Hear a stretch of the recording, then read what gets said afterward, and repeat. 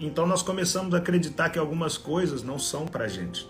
Voar não é pra mim, fazer uma viagem internacional não é pra mim, comer bem não é pra mim, morar bem não é pra mim, vestir bem não é pra mim, alcançar condição financeira não é. Então na nossa mente nós começamos a construir algumas crenças limitantes de que muita coisa que diariamente nós temos acesso, que existe, que muito daquilo não é pra gente. Nós vamos construindo na nossa mente essas crenças limitantes. E a crença limitante ela é tão perigosa que ela nos leva a ter raiva, a ter ódio de quem conquistou, de quem tem acesso a essas coisas. Milhões de pessoas que torcem o nariz quando olha alguém conquistar, quando olha alguém ter condição, quando olha alguém voar, quando olha alguém ter acesso à saúde, à alimentação, a transporte de qualidade, nós temos mania de odiar.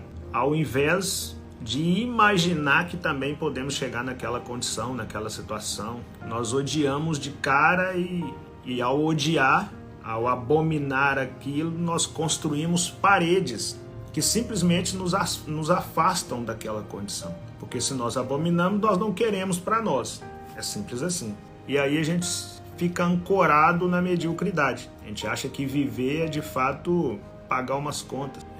Conseguir pagar um aluguel, ter um boleto em dia, conseguir um cartão de crédito para comprar parcelado as coisas. Nós começamos a acreditar nisso e começamos a nos contentar ao conseguir isso, que é mais perigoso do que acreditar nisso. Quando você acredita na mediocridade, você só luta para chegar na média. E quando você chega na média, você se contenta em fazer parte dessa média. Da galera que até conseguiu um emprego, que até conseguiu montar um negócio, que até conseguiu, um salário, que até não está mais passando necessidade em casa, etc. Mas está dentro de uma média de pessoas ou de resultado que não tem como essa galera da média olhar para você e te ver como referência, porque você se contentou em ser médio. Quando você se contenta em ser médio, você se contenta em estar no meio de uma manada perigosa. Você não luta para níveis acima do lugar onde você chegou. É o pior lugar para se estar, porque eu costumo dizer que pior do que ser escravo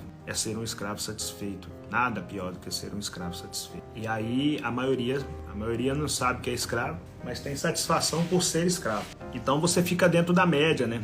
Você começa a se contentar em ser média. Você começa a se contentar em não avançar.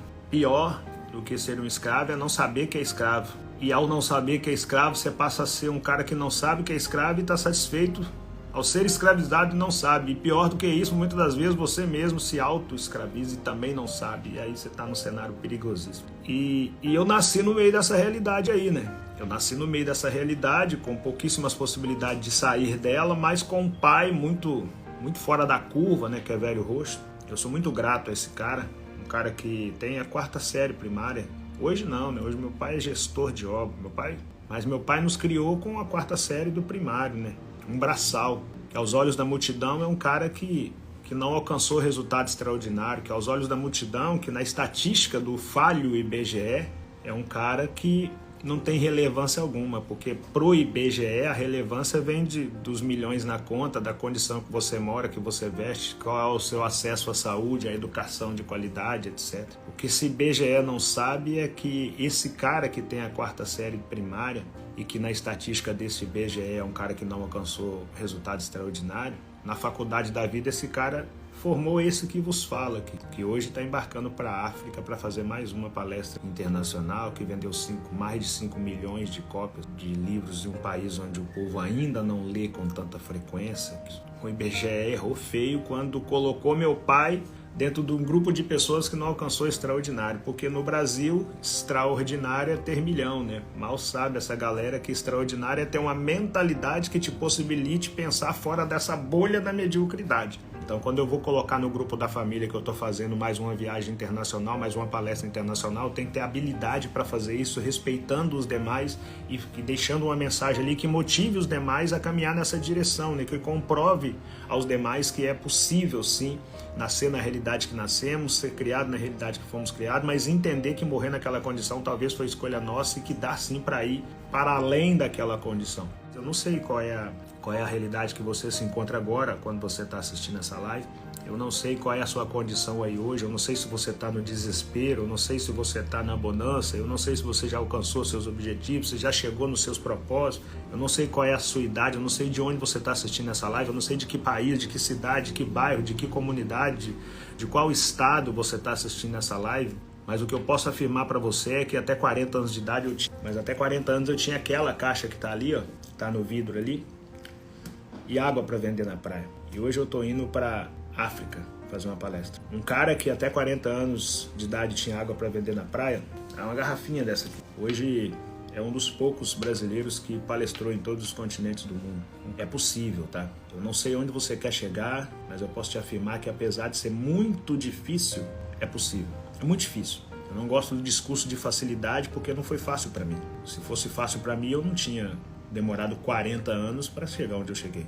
Se eu demorei 40 anos, 4 décadas, não pode ser tão fácil assim. Então não posso eu defender esse discurso de facilidade que eu vejo um ou outro defendendo na internet aí. Não, é simples, é só... Não tem simplicidade. É difícil pra caramba. É muito difícil. É difícil a ponto de levar você a querer desistir. E eu entendo quando você quer desistir.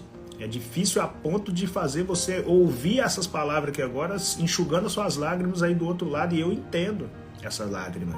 É difícil pra caramba. Gente de perto não apoia, sua cidade talvez não é a mais promissora, talvez a quantidade de concorrente que você tem do seu lado é acima do que você esperava, talvez você desenvolveu uma grande ideia, achou que ia bombar, mas a coisa não aconteceu, talvez a inveja perto de você não deixa com que seu produto ou seu serviço deslanche, talvez a falta de apoio do companheiro, da companheira, da mãe, do pai, do melhor amigo, da melhor amiga, te faça querer jogar a toalha. Talvez hoje você amanheceu falando, cara, se não acontecer nada diferente eu não consigo por mais 24 horas. Eu entendo tudo isso.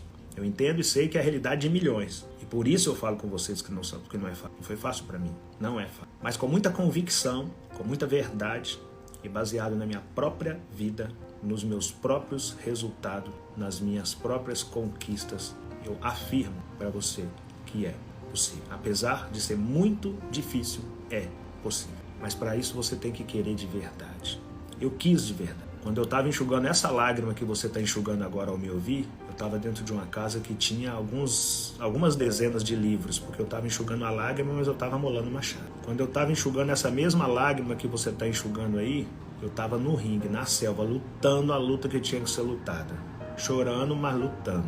Quando eu estava enxugando essa mesma lágrima que você está enxugando a me ouvir aí, às vezes eu estava com fome, às vezes com sede, às vezes sozinho, mas em cima do ringue lutando. Não foram poucas as vezes que a vida travou para mim, não foram poucas as vezes que a vida insistiu em me fazer parar, não foram poucas as provações que eu tive, fui chamado de lixo, fui abandonado, caí várias vezes, mas em nenhum momento eu deixei de levantar, sacudir a poeira, dar a volta por cima, juntar meus cacos e voltar para a arena. Quebraram várias vezes. Algumas vezes chegaram a imaginar que o pulso não voltaria a pulsar e que o coração não voltaria a bater. Talvez tem coisa que eu estou falando aqui que só filhota entenda, mas ninguém vai entender. Somente a filhota. Acompanho de dentro, colada assim. Não foram poucas as vezes que me viram no chão e falaram, agora ele não levanta mais. Mas não foram poucas as vezes que Deus em silêncio olhou para minha situação e disse, nos meus ninguém toca. Nos meus ninguém toca. Os que eu escolher, ninguém toca. E aí você deve estar imaginando aí, pô, então o Deus que você serve é diferente do Deus que eu sirvo, porque a vida que eu tenho aqui quer dizer que ele não me escolheu, não, meu parceiro. Posso te afirmar que a vida que você tem aí talvez não passe perto da vida que eu já tive em outrora. E nem por isso eu abri a boca para falar que Deus não estava me tocando, porque é no tempo dele, não no meu. Então eu tinha que entender, ter controle emocional, paciência para encarar o processo e entender que era no tempo dele. 1 Pedro capítulo 5, versículo 6, não no meu. Humilhados, porém, debaixo da potente mão do Senhor Deus, para que no seu tempo, ele venha me exaltar, não no meu. Então, meu parceiro, tenha fé. Faça a sua parte, porque aquilo que você ainda não tem é porque você não quis de verdade. A vida que eu tinha até 2016 não me conduziria a lugar algum E eu não era um cara ruim, de balada, de noitada, que bebia, que fumava, que usava droga, que aprontava. Não, nunca fui.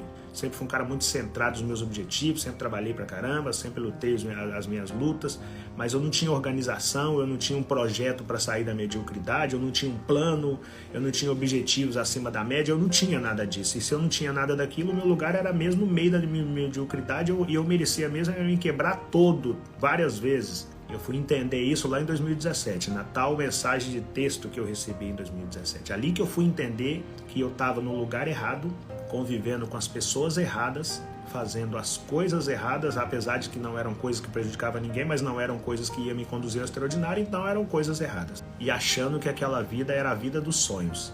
Que se me tirasse aquela vida, aquelas pessoas, aquelas coisas, aqueles lugares, eu não conseguiria caminhar. E mal sabia eu que o que me ancorava na mediocridade era aquela vida, aquela coisa, aquelas pessoas e aquele lugar.